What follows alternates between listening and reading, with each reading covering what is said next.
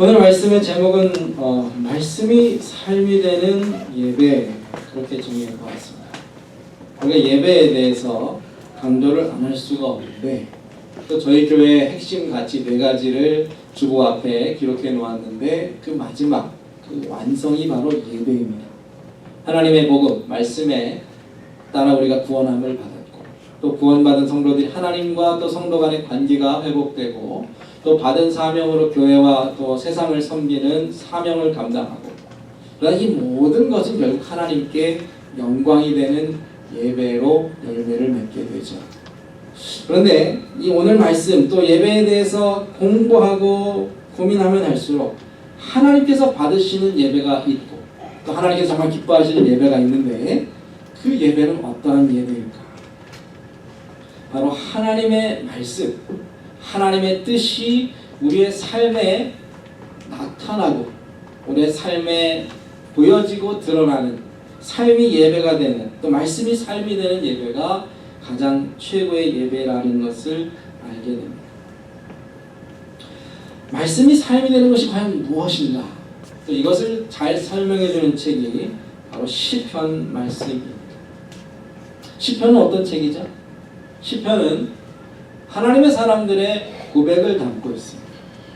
우리 다윗의 시편이 있고요, 아삽의 시편이 있고, 고라자손의 시편이 있고, 모세의 시, 또 솔로몬의 시, 이렇게 시편에는 저자가 있는데, 이 사람들이 하나님 앞에 기도와 또 찬양과 감사와 자신의 간증을 담은 것이 시편의 말씀들이죠. 하나님의 사람들의 고백이 바로 시편입니다. 물론 하나님께서는 다른 성경도 인간 저자를 통해 기록하셨죠. 모세가 기록한 모세 율법이 있고, 선지자들이 기록한 선지서들이 있습니다. 그런데 그 둘 사이에는 차이가 존재해요. 모세나 선지자들이 하나님의 말씀을 기록할 때는 하나님께서 말씀하시고, 하나님께서 직접 주신 말씀을 받아 적은 것이고, 또 하나님께서 하신 일들을 그대로 기록한, 하나님 중심의 하나님 관점에서 기록한 성경이라면, 오늘 나오는 시편은 조금 다릅니다. 무슨 말이냐 하면, 이미 하나님께서 주신 말씀을 그들이 삶을 통하여 확인하고 체험하고 경험한, 그래서 하나님의 말씀을 자신의 삶을 통해 확증한 책이 바로 시편이라는 겁니다. 그런 의미에서 시편 외에 여러 시가서들, 잠언이나 전도서나 아가서나 또 룻기야 같은 하나님의 말씀보다는 사람들의 이야기와 사람들의 말이 가득 담겨져 있는 것 같은 이러한 책들도 우리가 영감된 하나님의 거룩하신 말씀, 성경에 담아두고 있는 이유가 바로 그들의 삶이 하나님의 말씀이다, 또 하나님의 말씀이 그들의 삶에 그대로 나타난 그 이유 때문이라는 것이죠.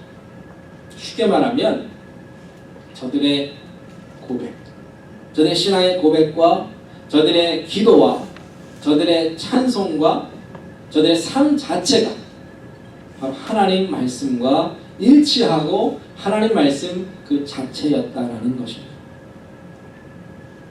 예를 들어서 오늘 시편 말씀에 우리가 읽은 말씀의 2절을 보면, 여호와 율법을 즐거워하여 그 율법을 주야로 묵상한다.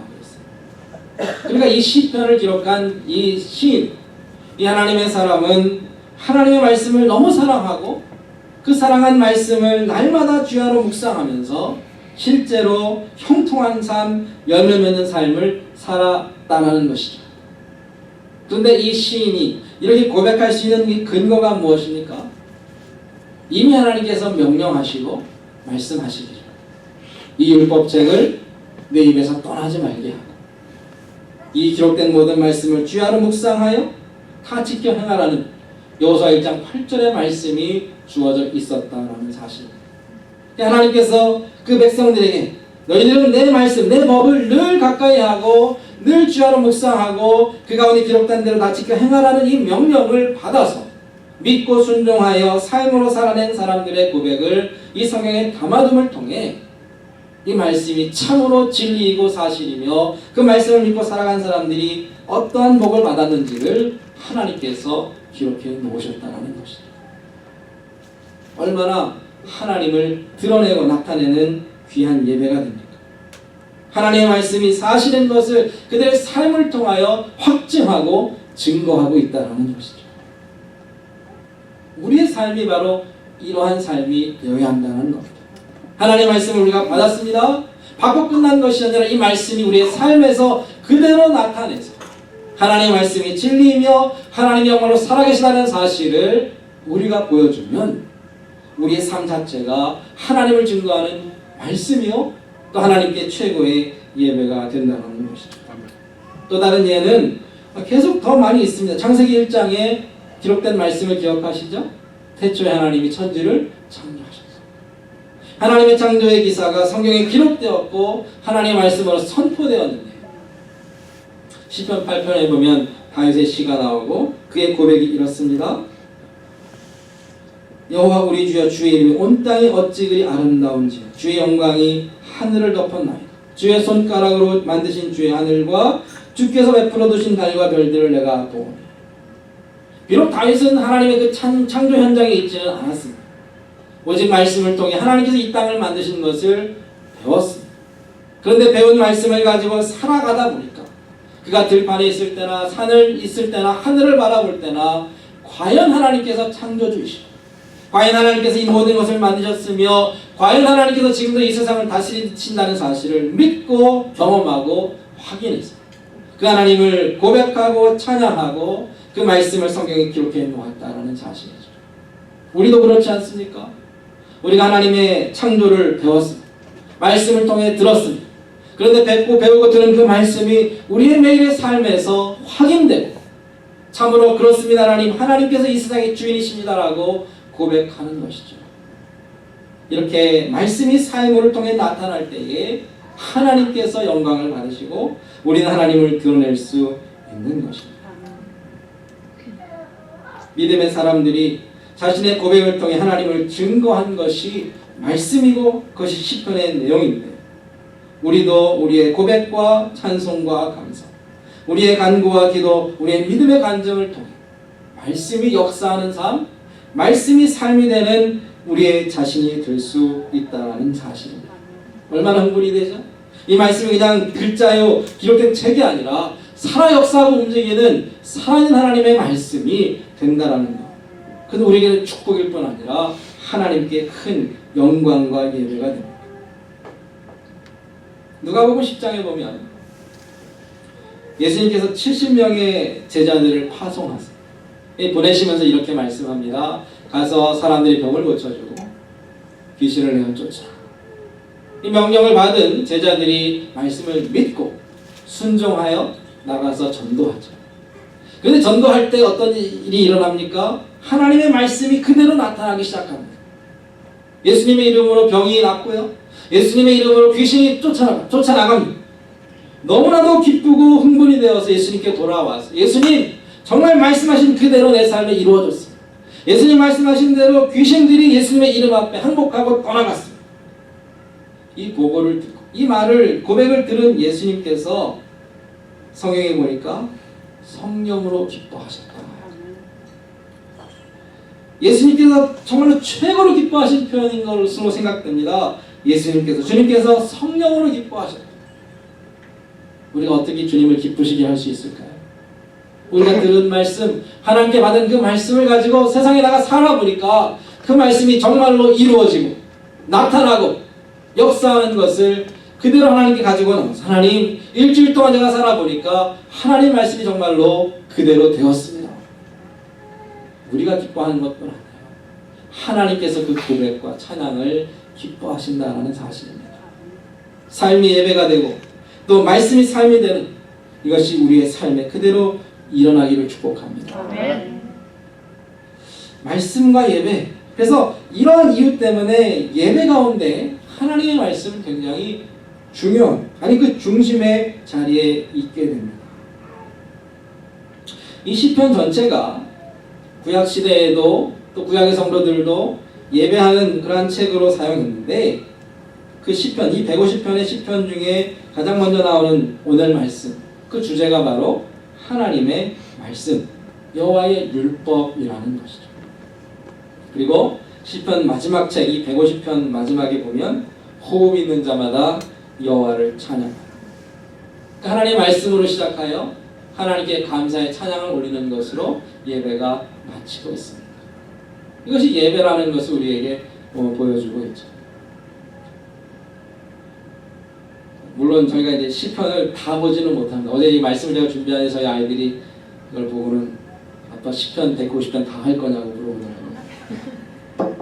다는 못하지만 시편 곳곳에 우리가 중요한 말씀들을 보면서 하나님을 예배하는 것이 무엇이고 정말로 말씀이 삶이 되는 예배가 무엇인지를 우리가 차근차근 배워갈 텐데 그 중심에 우리 예배의 중심에 하나님의 말씀이 있습니다.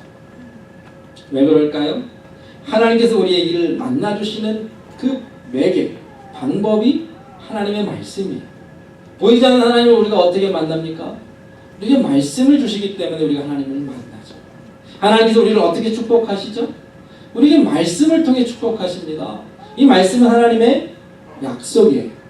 하나님의 뜻이고 하나님의 계획입니다. 하나님께서 우리의 인생에 무엇을 하실지를 가르쳐주는 하나님의 계시입니다.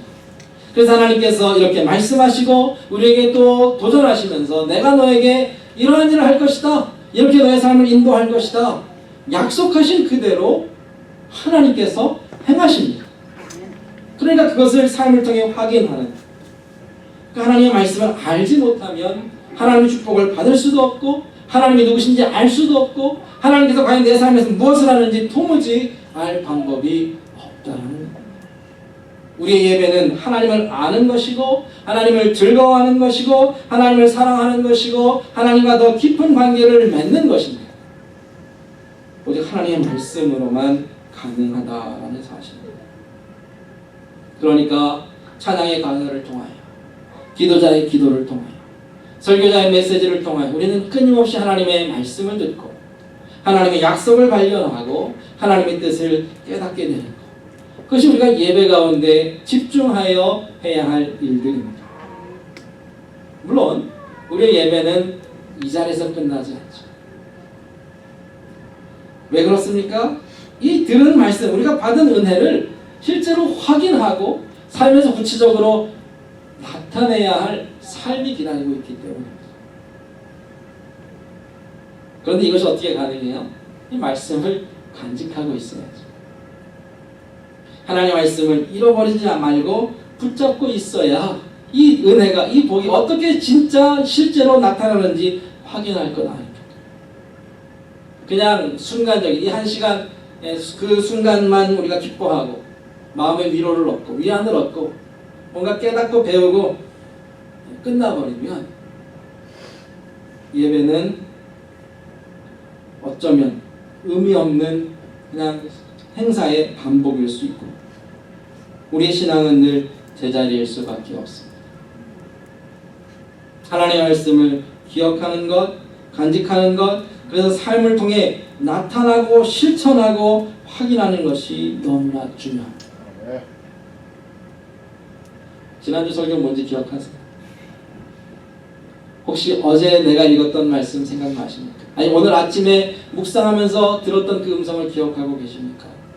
하나님의 말씀은 그 순간에만 필요한 것이 아니라 주신 말씀이 어떻게 실제로 열매를 맺는지 그것까지 열매를 보아야만 완성된다는 것이죠.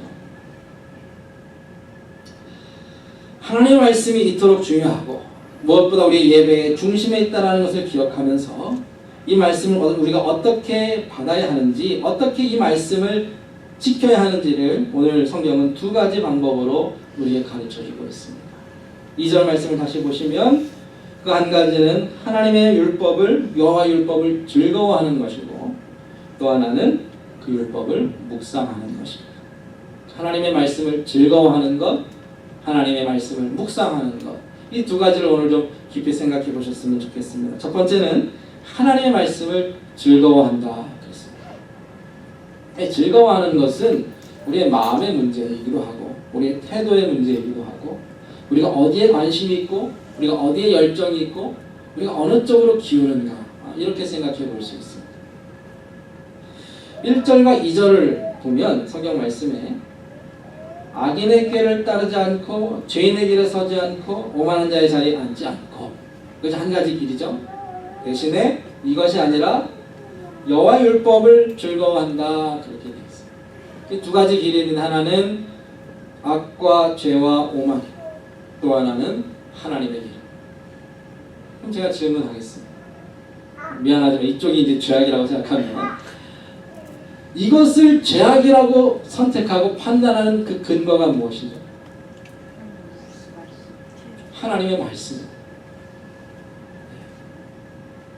왜냐하면 모두가 이 사실에 대해 이 일에 대해서 나쁘다고 말하지 않아요.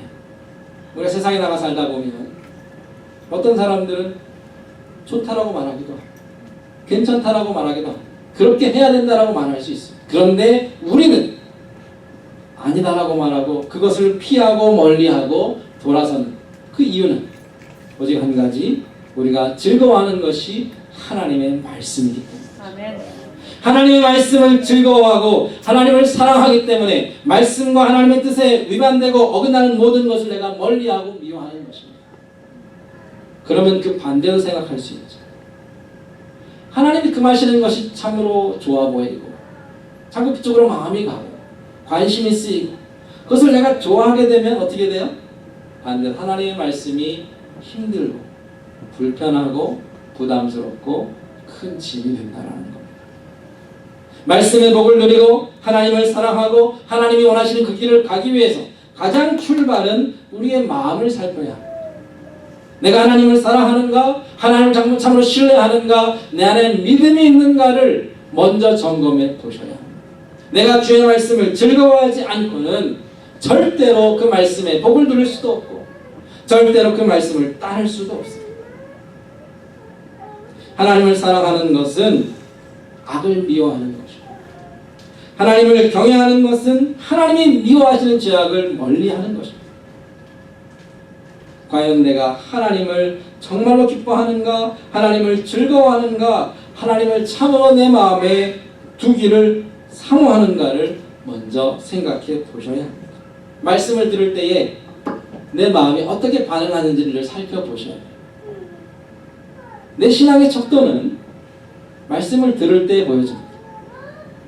하나님 말씀을 읽을 때 나타나요.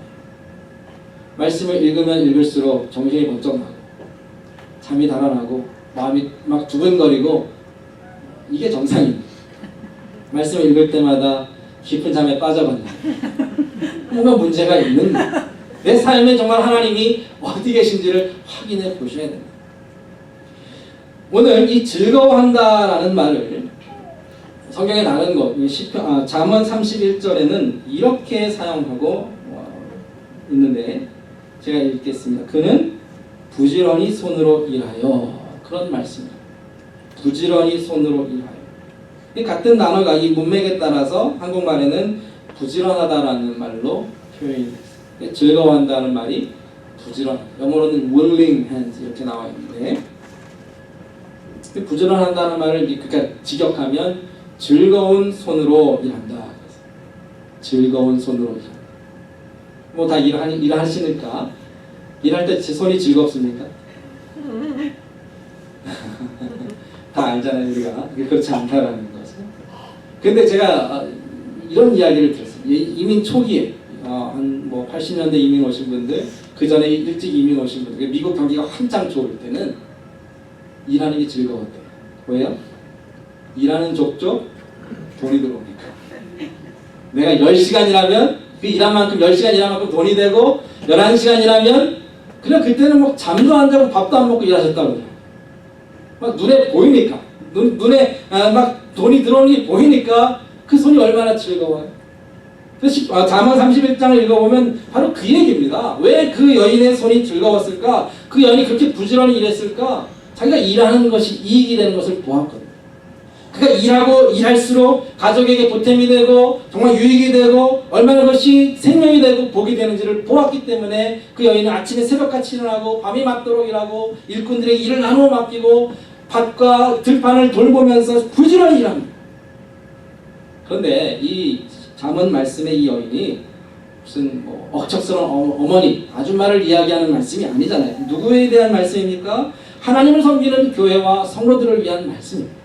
교회가 성도들이 주님을 섬길 때에 자기가 수고하고 애쓰고 헌신하는 봉사하는 것이 얼마나 큰 유익이 되고 보탬이 되고 자신과 그 가족들 하나님의 나라에 큰 열매가 되는 것을 아니까 그것이 너무나도 좋아서 수고하고 애쓴다는 것이죠. 이것이 즐겁게 일한다는 것이고 부지런히 일한다는 것. 하나님의 말씀을 즐거워한다는 것은 이 말씀을 받을수록 나에게 축복이 된다는 것을 안다는 말이에요. 말씀을 받을수록 많이 받을수록 그 모든 말씀이 내 삶에 복이 되고 열매가 되고 나에게 생명이 되는데 이 말씀이 얼마나 사모함이 되고 얼마나 그 말씀을 간절히 듣겠습니까? 하나라도 놓치지 않으려고 정말로 그 말씀을 집중하여 듣지 않겠습니까? 하나님이 하신 모든 말씀은 땅에 떨어지지 않고 내 삶에 그대로 성취되고 이루어지는데 그 말씀을 하나라도 붙잡기 위해 우리의 마음을 전심으로 드리지 않겠느냐 말입니다. 정말로 말씀을 사랑했던 그 말씀을 경험했던 그 말씀이 삶으로 정말로 나타났던 성도들은 이러한 비밀을 깨달은 사람들입니다. 한국이나 미국이나 이미 정말 우리의 마음이 교만해지고 높아져서 말씀을 이렇게 간절함으로 듣지 못하지만 선교가 막 진행되고 있고 말씀이 이제 막 들어가기 시작했고 하나님의 역사가 일어나는 중국과 이슬람 지역의 어떤 선교사님들 간증과 고백을 들어보면 그들이 얼마나 겸손하게 또 가난한 마음으로 말씀을 듣고 있는지 교회 지도자들과 정말 교회 중직자들이 하루 4시간, 8시간 정말 한자리에 모여서 하나님의 말씀을 정말 스펀지가 물을 빨아듯이 그 말씀을 듣는 것들을 증거하는 것을 들었습니다. 왜요? 그 말씀의 역사를 보고 있기 때문에 그 말씀이 어떻게 정말로 살아 움직이는지를 알기 때문에 이 말씀이 나에게 유익이 되고 생명이 되는 것을 알기 때문에 정말로 여호와의 율법을 즐거워한다.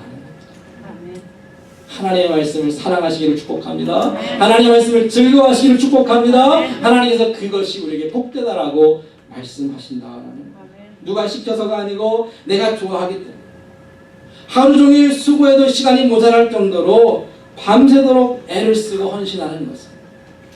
우리가 정말로 밤이 맞도록 하나님의 말씀을 연구하고 묵상하고 모든 말씀의 자리에 참석하는 이유는 그 말씀이 나에게 정말로 실제로 힘이 되기 때문입니다.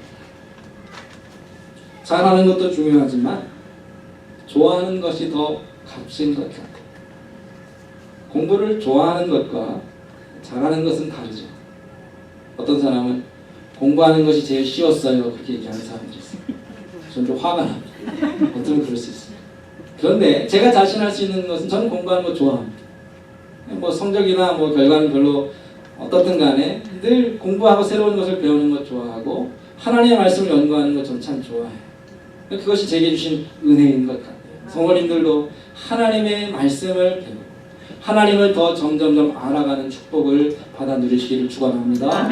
두 번째로 하나님을 사랑하는 그 마음이 우리에게 주어지고 말씀을 즐거워하는 마음이 주어지면 그 다음에 실천해야 될 것이 있는데 그것은 묵상하는 것입니다.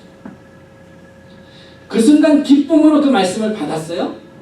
근데 그 귀한 말씀을 빼앗기지 않기 위해서는 묵상이 필요합니다. 이 묵상을 우리가 오해해서 명상처럼, 명상이 뭐예요?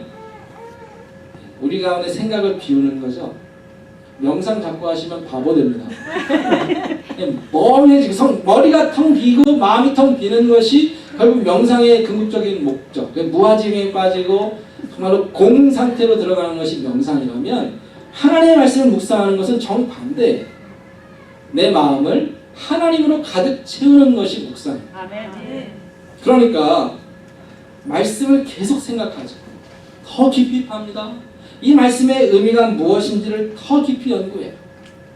그런데 여기 한 가지 중요한 목적이 있습니다.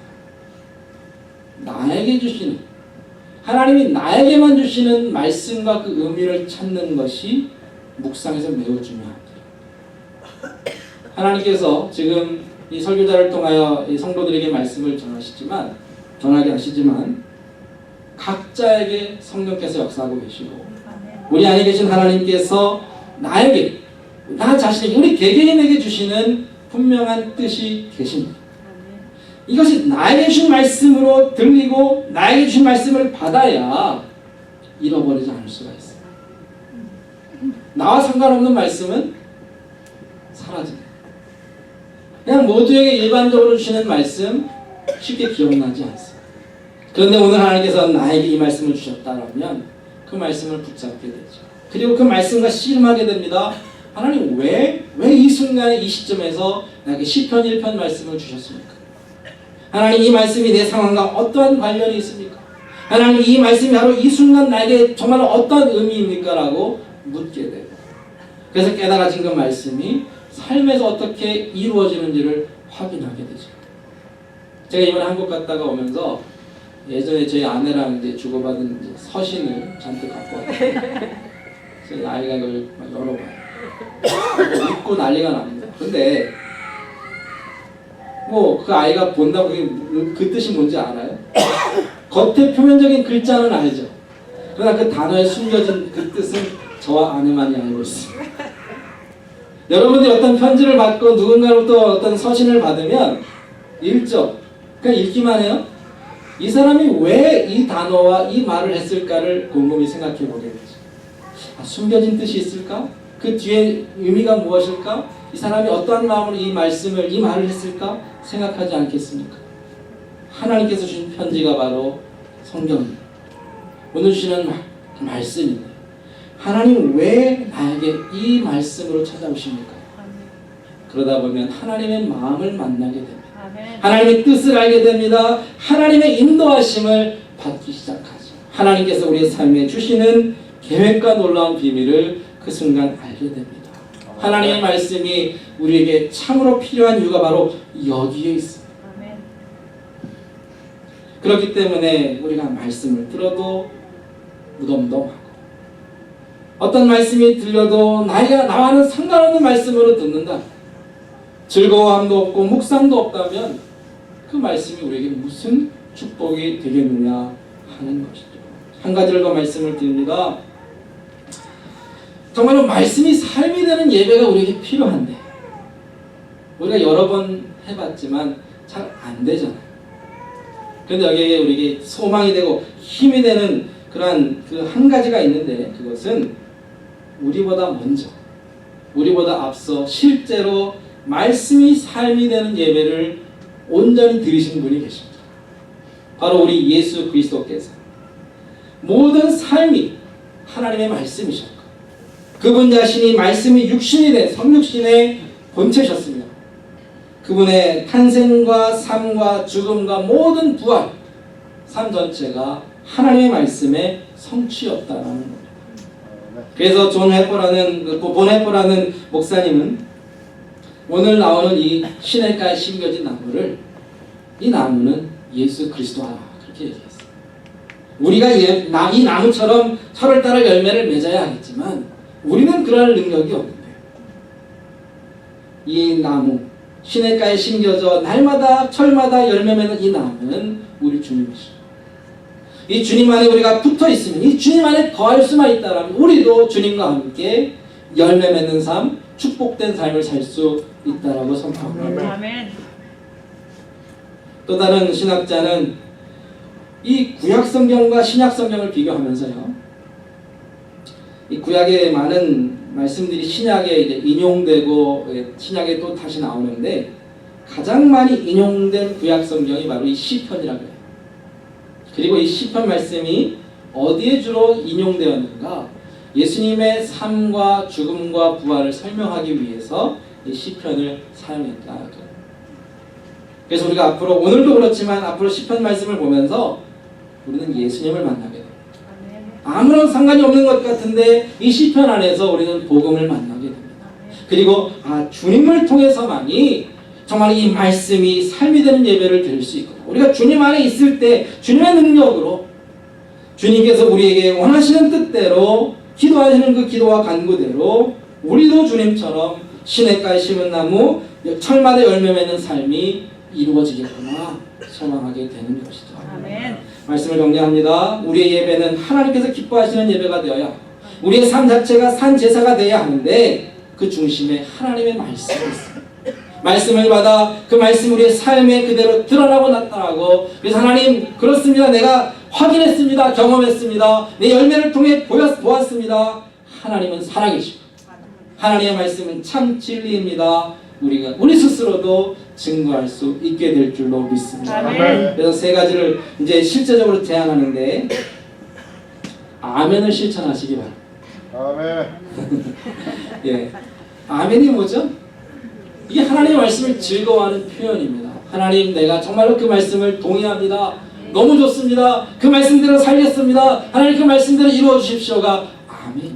아멘. 우리가 말씀을 들을 때마다, 읽을 때마다 하나님, 이 말씀이 내 삶에도 아멘이 되기를 원합니다. 아멘. 그 연습을 우리가 이제 함께 하겠습니다. 또 한 가지 부탁드리는 것은 이제 앞으로 지금도 그렇게 하시겠지만 말씀을 기록하셨으면 좋겠어요. 따로 노트를 준비하시던 아니면 성경이나 주보에 기록하시던 특별히 오늘 나에게 주신 말씀을 받으셔서 기록하시고 일주일 동안 그 말씀을 좀 가지고 실험하셨으면 좋겠어요. 그 말씀은 한 줄 살라고 주신 말씀인데 자꾸 우리가 잊어버리죠. 빼앗기잖아요. 원수가 그것을 빼앗아 가잖아요. 어디에 기록하고 전화기에라도 기록해서 그 말씀을 붙잡고 하나님, 이 말씀이 내가 정말로 진리인 것을 확인하겠습니다. 하나님 인도해 달라고 기도하는 마음으로 기록하시기 바랍니다. 그리고 이제 오늘부터 말씀을 끝나고 우리가 함께 기도하기를 원하는데 뭘 기도하면 되죠? 하나님, 이 말씀이 주 뜻대로 이루어지기를 원합니다. 아멘. 내게 주신 이 말씀 그대로 살게 하여 주시고 열매 맺게 해주시고 이 말씀이 나에게 축복이 되게 해달라고 기도하신다. 하나님의 약속대로 우리의 모든 삶, 은혜교회 모든 성도님들의 삶이 말씀이 삶이 되는 예배로 하나님께 올려질 줄로 믿습니다. 아멘. 지금 함께 기도하겠습니다.